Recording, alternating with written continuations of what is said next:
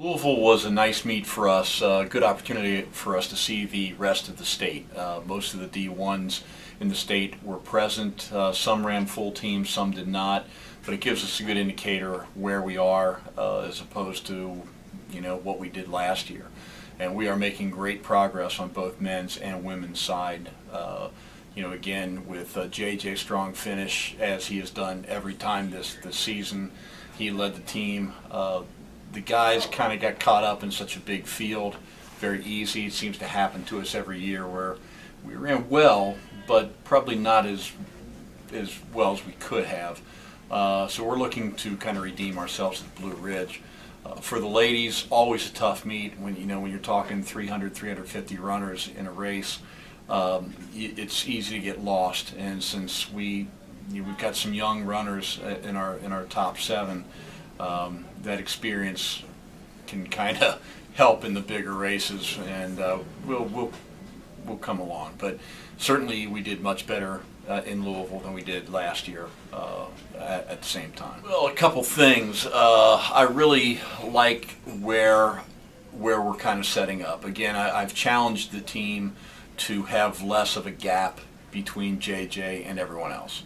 That right now is our Achilles heel, where Brady's running very well, and it's tough when you have one guy who's ruining the curve for everybody, like JJ, who's putting himself way out there.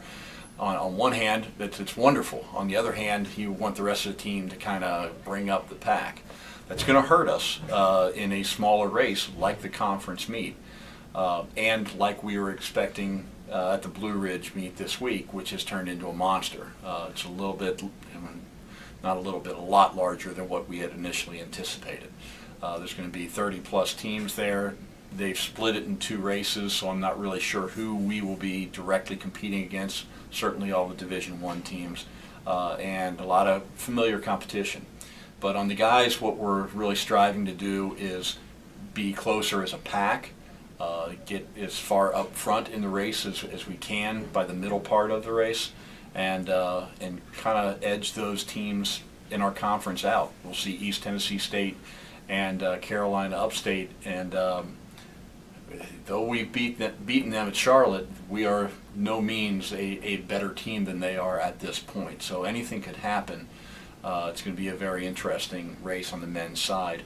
For the women's side, again, when we saw East Tennessee State and Spartanburg or USC Upstate, we were not 100% on the women's side down at Charlotte. So we kind of took it on the chin, and we're looking to get back in the ring and battle it out, to use some metaphors.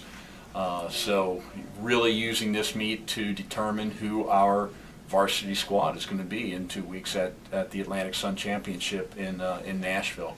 And this is the time of year it gets very interesting as a coach. It gets very interesting as an athlete, where the hay is in the barn, so to speak, and they are coming into their peak. They are at the best that they're going to be at this point, and now they get to prove it with each other and against each other and see who comes out on top.